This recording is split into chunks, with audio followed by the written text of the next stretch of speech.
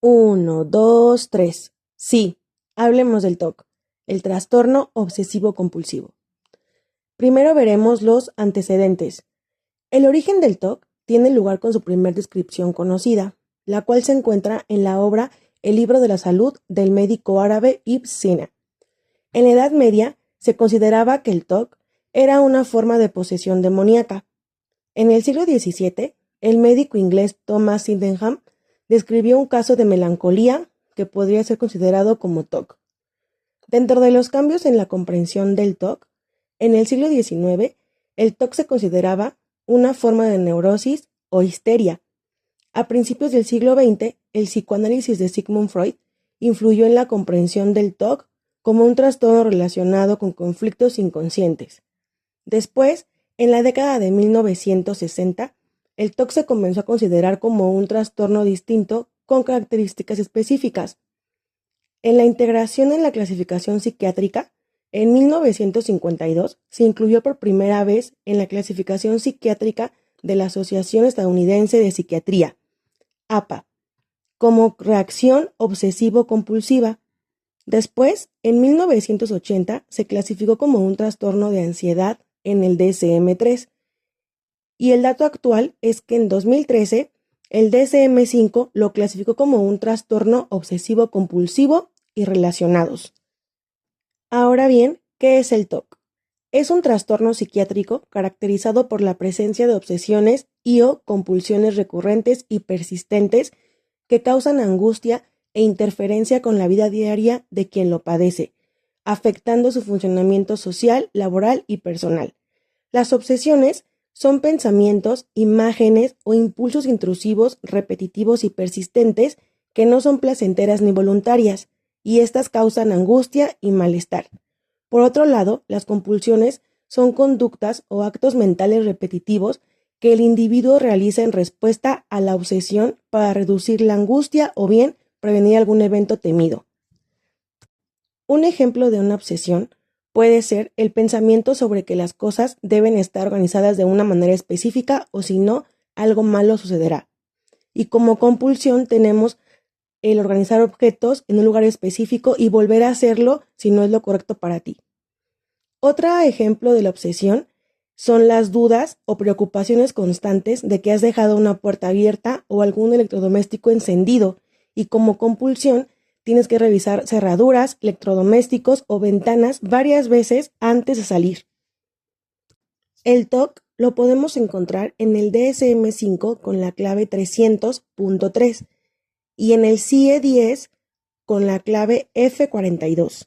Hablemos del pronóstico del TOC. En este se encuentran los signos, síntomas, complicaciones y consecuencias. En psicología, los signos son manifestaciones objetivas y observables del trastorno, y para el TOC tenemos 3. Rituales compulsivos observables, por ejemplo, lavado excesivo de manos. Tenemos comportamientos repetitivos, por ejemplo, contar objetos o pasos. Y evitación de situaciones que desencadenen obsesiones, por ejemplo, evitar tocarse con personas enfermas o evitar baños públicos. Los síntomas son experiencias subjetivas y sensaciones reportadas por el paciente. Estas dependen de la percepción de cada paciente. Y tenemos 4. Pensamientos intrusivos y obsesivos, como por ejemplo la preocupación por la simetría y el orden o la dificultad para desechar cosas. Tenemos también sentimientos de ansiedad y culpa. Podría ser sentir que no has hecho suficiente para prevenir un evento temido. Tenemos dificultad para controlar pensamientos o impulsos obsesivos, que podría ser la dificultad para dejar de pensar en un tema. Y por último tenemos sentimientos de frustración y desesperación. Podría ser sentir que no puedes controlar los pensamientos ni comportamientos. Dentro de las complicaciones para este trastorno, tenemos el aumento de riesgo de desarrollar trastornos como por ejemplo alimentarios, de tipo de personalidad o del estado de ánimo. Consecuencias. Tenemos 5 consecuencias. La primera, emocionales y psicológicas. La constante preocupación puede provocar trastornos mentales. 2. Sociales y laborales. Hay dificultades para mantener empleos o estudios y existen problemas en relaciones familiares y sociales. 3. Consecuencias físicas. El estrés crónico y la ansiedad pueden causar hipertensión o enfermedades cardíacas o trastornos gastrointestinales y del sueño. 4. Comportamientos autodestructivos, el abuso de sustancias para manejar el estrés y la ansiedad. Y por último, 5. Consecuencias económicas, pérdida de ingresos debido a la incapacidad para trabajar, gastos excesivos y gastar en medicamentos. Para el diagnóstico del TOC, tenemos herramientas de evaluación, que son la evaluación clínica, las escalas de evaluación, las pruebas psicológicas, los exámenes físicos y de laboratorio y los criterios diagnósticos. En la evaluación clínica se encuentra la entrevista clínica con el paciente y familiares. Asimismo se encuentra la historia clínica. Escalas de evaluación. Tenemos la escala de gravedad del TOC, que va a evaluar la gravedad del trastorno. Tenemos cuestionario de obsesiones y compulsiones de Yale Brown para evaluar la severidad de las obsesiones y compulsiones. El inventario de síntomas de obsesiones y compulsiones va a evaluar la presencia y severidad también de diversos síntomas del TOC. Escala de ansiedad de Hamilton va a evaluar la ansiedad general y por último la escala de depresión de Hamilton, que va a evaluar la depresión. Pruebas psicológicas. Tenemos 3. La primera, test de Rorschach. Esta va a evaluar la personalidad y la estructura cognitiva. Test de TAT, temática aplicación, que va a evaluar la personalidad y la motivación. Por último, tenemos la prueba de inteligencia, que va a evaluar la capacidad cognitiva. Exámenes físicos y de laboratorio.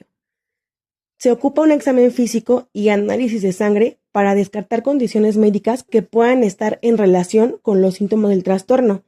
También se necesita un electroencefalograma en caso de sospechas de epilepsia u otro trastorno neurológico. Criterios diagnósticos son 3 y se encuentran en el DSM-5 o en el CIE-10, que son manuales diagnósticos de enfermedades mentales. El primer criterio es la presencia de obsesiones y compulsiones que causen angustia o interferencia significativa con la vida diaria. 2. Las obsesiones y compulsiones no son mejor explicadas por otro trastorno mental. 3. Y último, las obsesiones y compulsiones no son resultado de una condición médica. Algunos datos de prevalencia del trastorno obsesivo-compulsivo son que la OMS lo incluyó entre las 10 primeras enfermedades más discapacitantes. El TOC es el trastorno con mayor demanda en servicios psiquiátricos y psicológicos en México. Este trastorno puede manifestarse en cualquier momento, pero es más común entre los 10 y los 12 años y entre la adolescencia tardía y la adultez. Los hombres suelen desarrollar síntomas antes que las mujeres entre los 6 y 15 años y las mujeres lo desarrollan en la adolescencia o en los 20. Datos estadísticos. El 2.6% de la población mexicana padece TOC, es decir, 3.068.000 personas. El 70% de los mexicanos que padecen el trastorno no lo conocen.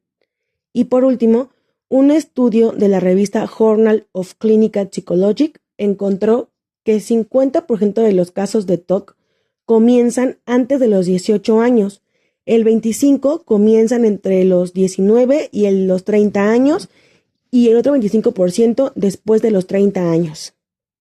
El tratamiento del trastorno obsesivo-compulsivo incluye tratamiento psicológico y farmacológico. Dentro del psicológico tenemos la terapia cognitivo-conductual, que se enfoca en cambiar los patrones de pensamiento y comportamiento negativos.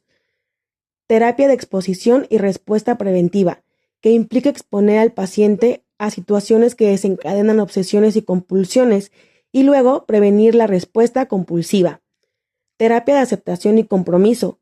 Ayuda a los pacientes a aceptar sus pensamientos y emociones sin juzgarlos y a comprometerse con acciones que promuevan la calidad de vida.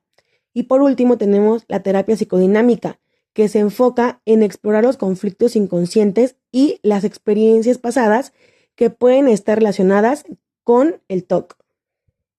Para el tratamiento farmacológico tenemos los inhibidores selectivos de la recaptación de serotonina, por ejemplo, la fluoxetina, la sertralina y la paroxetina.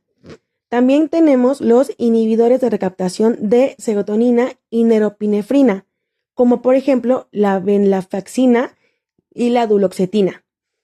Se encuentran también los antipsicóticos, que en algunos casos se utilizan para tratar la ansiedad y la agitación asociadas con el TOC.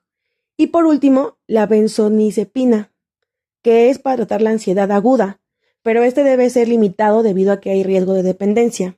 Por último, es importante tener en cuenta que el tiempo de tratamiento puede variar dependiendo de varios factores, como por ejemplo la gravedad de síntomas, la respuesta al tratamiento y los objetivos terapéuticos.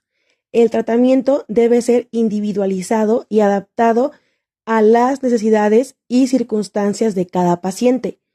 Y es fundamental trabajar con un profesional de la salud mental experimentado para determinar el tratamiento más efectivo y la duración adecuada.